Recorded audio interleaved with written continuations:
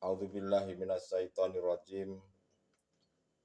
Bismillahirrahmanirrahim. Assalamualaikum warahmatullahi wabarakatuh. Bismillahi tawakkaltu 'alallah la haula wala quwata illa billah. Asyhadu an la ilaha illallah wa asyhadu anna Muhammadan abduhu wa rasuluh. Allahumma shalli wa sallim wa barik alaihi wa ala alihi wa sahbihi ajmain. Saudara-saudariku jamaah rahimakumullah dimanapun Anda berada. Alhamdulillah pada kesempatan kali ini masih diberikan kesempatan oleh Allah Subhanahu wa Ta'ala untuk bertemu, saling berbagi ilmu pengetahuan. Dan semoga apa yang akan kami sampaikan menjadikan sebuah ilmu pengetahuan yang benar-benar bermanfaat. Untuk itu saudara-saudaraku, pada kesempatan kali ini kami akan mengangkat sebuah tema antara yang tersesat dan yang dapat hidayah. Saudara-saudariku jamaah rahimakumullah dimanapun Anda berada. Siapakah yang tersesat dan siapakah yang dapat hidayah Allah Subhanahu wa Ta'ala itu? Hal ini terjadi dialog antara iblis dengan Allah Subhanahu wa Ta'ala tatkala iblis akan diusir oleh Allah dari surga. Kami akan mengutip dari makna Al-Qur'anul Karim di surat Al-Hijr ayat 39 sampai dengan 42. A'udzubillahi minasyaitonirrajim. Bismillahirrahmanirrahim. Qala rabbi bima aqwaitani la usayyinanna lahum fil ardi wala uqwiyannahum ajmain ila ibadaka min humul mukhlasin. Qala hadza siratun alayya mustaqim. Inna ibadi laisa laka alaihim sultanun ila manit taba'aka minal gowin. Shadaqallahul adzim. Di mana yang artinya adalah iblis berkata, Tuhanku, oleh karena engkau telah memutuskan bahwa aku sesat, sungguh aku akan perindah kejahatan atau kesesatan bagi mereka di bumi dan aku akan menyesatkan mereka semuanya. Kecuali hamba-hambamu di antara mereka, orang-orang yang ikhlas taat kepadamu. Allah berfirman, ini adalah jalan menuju kepadaku yang lurus. Sesungguhnya hamba-hambaku yang beriman, tidak ada bagimu iblis atas mereka menguasai, kecuali mereka yang mengikutimu, yaitu orang-orang yang sesat. Saudara-saudariku jamaah rahimakumullah dimanapun Anda berada. Dari makna ayat tersebut adalah bahwa setelah iblis ini diusir oleh Allah Subhanahu wa Ta'ala, iblis berjanji kepada Allah bahwasanya akan menyesatkan seluruh umat manusia, dan menyesatkannya itu dihiasi oleh taat jasad jasmania ini, dihiasi oleh kelakuan yang dianggapnya bagus menurut pandangan manusia. Seperti apa iblis mempoles hal seperti ini? Ya, terkadang diri kita sebagai umat manusia, khususnya bagi saudara-saudaraku yang belum paham, manakala melakukan taat jasad jasmania ini, masih duduknya di dalam nurul iman, masih di syariat dan tarekat, yang dianggap manusia itu taat kepada Allah. Tapi jika hatinya belum bisa menghadap kepada Allah sebetul-betulnya dan belum bisa makrifat terhadap Allah, maka hal itu di mata Allah masih dianggap orang-orang dolim. Dan disitulah saudara-saudaraku, iblis menghiasi manusia dengan berbagai macam cara. Iblis tidak hanya menggoda daripada jasad jasmania ini melakukan suatu keburukan, tetapi iblis juga melakukan hal itu di dalam hal ketaatan menurut pandangan manusia. Iblis bisa masuk di dalam situ yang dianggapnya manusia itu taat, yang dianggapnya manusia ini sudah benar melakukan ibadah kepada Tuhan. Manakala duduknya masih di nurul iman atau di dalam syariat dan tarekat saja, maka hal itu masih dipandang oleh Allah, masih dianggap yang orang-orang dolim, dan iblis menghiasi di dalam hal tersebut. Karena iblis itu bisa masuk di dalam hati manusia yang dianggap taat jasad jasmania ini. Dalam hati agar manusia itu mengimani bahwa yang melakukan taat itu adalah makhluknya yang bernama manusia. Iblis membisikin di dalam hati kita ini agar diri manusia ini mengaku-ngakui, agar diri manusia ini mengimani bahwa dirinya makhluk yang bisa melakukan taat itu, yang bisa melakukan sholat, yang bisa melakukan puasa, yang bisa melakukan ibadah haji, dan lain-lain sebagainya itu. Iblis membisikkan hati di dalam situ, saya makhluk inilah yang melakukannya. Manakala diri kita manusia masih terbersit sekecil biji zarah pun mengaku-ngakui bahwa diri kita makhluk yang bisa melakukan taat itu, maka itu sebetulnya di mata Allah tidak ada gunanya dan tidak ada manfaatnya. Itulah saudara-saudaraku orang-orang yang tersesat. Menganggapnya dirinya sudah benar melakukan kewajiban yang diwajibkan oleh Allah. Dianggapnya sudah benar, tetapi belumlah benar. Karena dirinya makhluk yang bernama manusia itu masih mengaku-ngakui, masih mengimani bahwa dirinya yang bisa berbuat taat. Tidak bisa melihat hidupnya itu, tidak bisa melihat. Itulah saudara-saudaraku yang namanya iblis itu sudah berjanji kepada Allah Subhanahu wa Ta'ala untuk menjerumuskan manusia menjadi temannya kekal dan abadi di akhirat nanti. Jangan dikira iblis itu tidak masuk di dalam taat jasad jasmania ini. Jangan dikira iblis itu hanya lewat dari kejahatan jasad jasmania ini saja. Tetapi lewat taat pun iblis juga masuk di situ.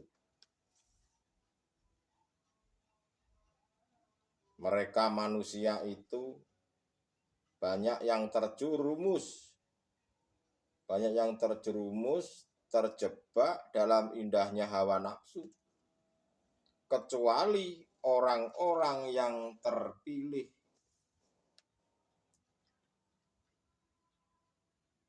Siapa orang-orang yang terpilih itu?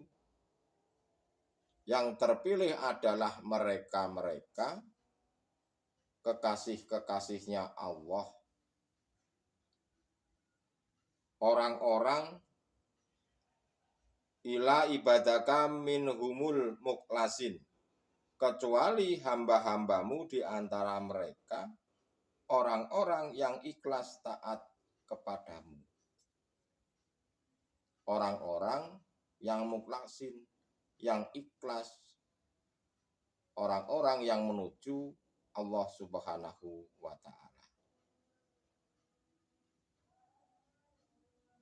Dan siapa lagi yang tidak bisa digoda oleh Allah itu?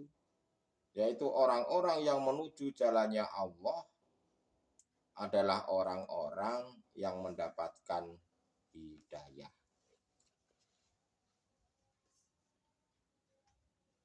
Sedangkan orang-orang yang tersesat adalah orang-orang yang menuju hawa nafsu. Mereka mengikuti langkah-langkahnya setan. Dan manusia yang tersesat itu iblis jadikan sebagai imamnya. Hati yang tersesat itu hatinya selalu condong kepada hawa nafsu, hatinya selalu condong kepada syahwatun dunia, dan hatinya selalu condong terhadap makhluk. Itulah saudara-saudaraku orang-orang yang tersesat, yang sering kami sebut yaitu golongan-golongan ahli hijab, di mana imannya masih di syariat dan tarekat. Imannya masih di nurul iman. Saudara-saudariku jamaah rahimakumullah dimanapun Anda berada. Perlu diketahui bahwasannya jika manusia ini selalu bermunajat sampai dengan makrifat, beliau manusia-manusia itu tidak akan pernah disesatkan oleh Allah Subhanahu wa ta'ala lagi. Saya ulangi, perlu diketahui bahwa jika manusia selalu bermunajat sampai dengan makrifat Allah, manusia itu tidak akan pernah lagi disesatkan oleh Allah. Karena pada hakikatnya mereka sebetulnya hatinya sudah ada di surga. Walaupun secara fisik jasad jasmania ini masih ada di alam dunia. Mereka siapa? Ya karena mereka itu sudah kekasih-kekasihnya Allah. Mereka sudah tahu dan sudah paham mana yang hak dan mana yang batil. Seperti halnya kalau Anda memiliki seorang kekasih, pasti tidak tega dan tidak mungkin dijerumuskan ke hal-hal yang tidak baik. Begitu pula dengan manusia yang dirinya jika sudah makrifat terhadap Allah yang sebenar-benarnya sebagai kekasih-kekasihnya Allah, maka manusia itu tidak akan pernah disesatkan lagi. Ya, karena pada hakikatnya mereka sebetulnya hatinya sudah di surga, walaupun jasad jasmania ini masih di alam dunia. Kalau setelah meninggal dunia itu para kekasih-kekasih Allah itu sudah tidak mengalami alam barzah lagi, sudah tidak mengalami yang namanya penghisapan lagi. Ya karena langkah-langkah beliau kekasih-kekasih Allah itu seperti kalbarki, seperti kilat yang menyambar. langsung masuk di dalam alamnya Allah Subhanahu wa Ta'ala.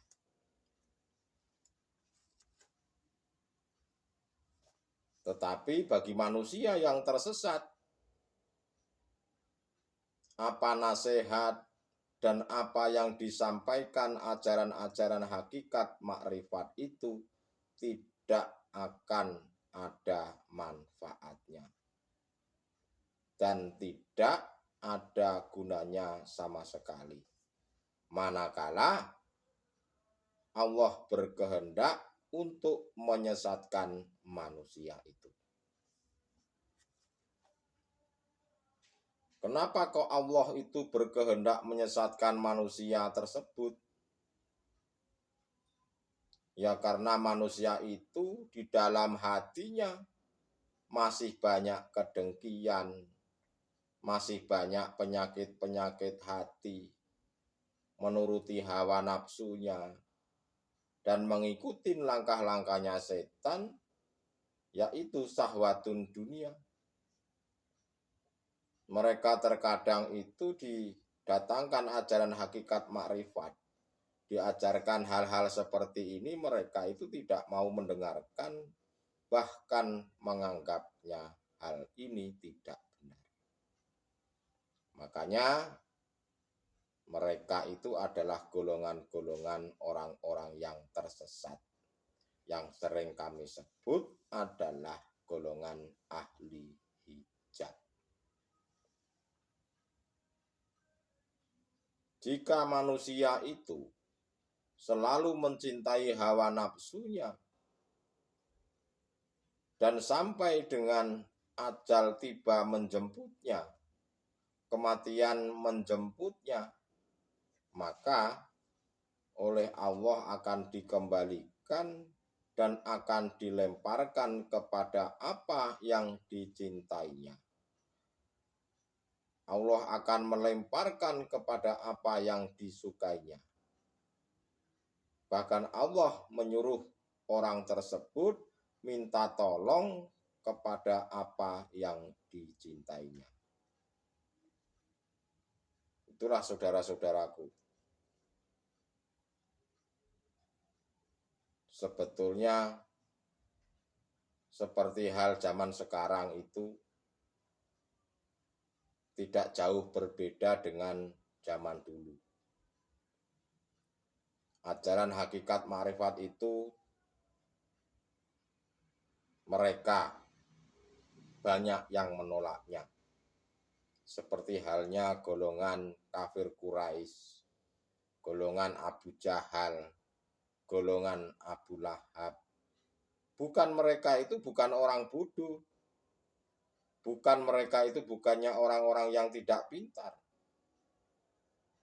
Bahkan mereka itu adalah tokoh masyarakat, orang yang dipandang, bahkan hidup sejaman pada zamannya Rasulullah Shallallahu Alaihi Wasallam. Mereka tidak percaya, bahkan menganggap Nabi Muhammad itu orang gila. Sebetulnya tidak jauh beda pada zaman saat ini. Tatkala ada ajaran hakikat dan marifat seperti ini, ajaran kerohanian, ajaran keluhuran budi seperti ini, mereka tidak mau mendengarkan, bahkan terkadang mereka itu menolaknya. Dianggap ini tidak penting. Yang penting itu hanya urusan perutnya. Yang penting hanya urusan jasad jasmaniah itu. Meributkan tentang urusan-urusan dunianya. Mereka disesatkan oleh Allah Subhanahu wa Ta'ala. Kecuali mereka orang-orang yang mau bertobat, mau kembali kepada Allah yang sebenar-benarnya. Bentuknya kembali seperti apa? Bentuknya kembali adalah mereka mau menerima ajaran hakikat dan ma'rifat ini. Mau menerima, mau mendengarkan, mau memahami, mempraktekkan serta melakukan secara istiqomah. Itulah yang dikatakan orang yang bertobat nasuha. Kalau hanya bertobat nasuha, saya bertobat, saya akan sholat tobat hanya di mulut tanpa belajar hakikat dan marifat, sudah dipastikan orang itu akan terjebak dan kembali ke dalam lubang kenistaan. Saudara-saudariku jamaah rahimakumullah dimanapun Anda berada. Memang semuanya hal itu adalah merupakan kehendaknya Allah Subhanahu wa Ta'ala. Mana yang tersesat dan mana yang dapat hidayah. Siapa yang bertakwa secara hakikat pasti akan berjalan di jalannya Allah. Dan siapa yang hanya mengandalkan, siapa manusia itu yang hanya mengandalkan ilmunya, yang hanya mengandalkan zikirnya, kepintarannya, atau hanya mengandalkan otaknya ini saja, mereka tidak akan bisa menuju jalannya Allah. Kecuali Allah sendiri menghendakinya. Lalu tanda-tanda orang yang dikehendaki oleh Allah itu seperti apa? Tanda-tanda yang dikehendaki oleh Allah Subhanahu wa Ta'ala itu adalah manusia yang hatinya selalu condong terhadap hidup yang memiliki nama Allah. Mereka mau mempelajari, mau memahami, mau mempraktekkan, dan mau melakukan secara istiqomah ilmu hakikat. Jika mereka ilmu hakikat sudah tahu, tetapi tidak mau mempraktekkan, tidak mau menjalankan, maka tidak akan ada gunanya dan tidak ada manfaatnya. Itulah saudara-saudaraku antara yang tersesat dan yang dapat hidayah. Yang tersesat itu adalah orang-orang golongan manusia yang tidak mau menerima ajaran hakikat menuju makrifat. Dan siapa yang dapat hidayah adalah manusia, mereka-mereka yang mau menerima, mau memahami, mempraktekkan, serta mengamalkannya secara istiqomah. Jadi kesimpulannya, siapa yang tersesat dan siapa yang dapat hidayah itu? Yang tersesat adalah mereka golongan-golongan ahli hijab, di mana pengetahuannya masih hanya duduk di syariat dan tarekat. Dan siapa yang dapat hidayah adalah mereka-mereka kekasih-kekasihnya Allah, ahli suhud. Itulah saudara-saudaraku, semoga apa yang kami sampaikan, walaupun sedikit ilmu pengetahuan ini, mudah-mudahan dapat menjadikan sebuah masukan, dapat menjadikan sebuah ilmu yang benar-benar bermanfaat. Terima kasih. Akhirul kalam. Ihdinas siratal mustaqim. Usikum nafsi bi taqwallah. Wassalamualaikum warahmatullahi wabarakatuh.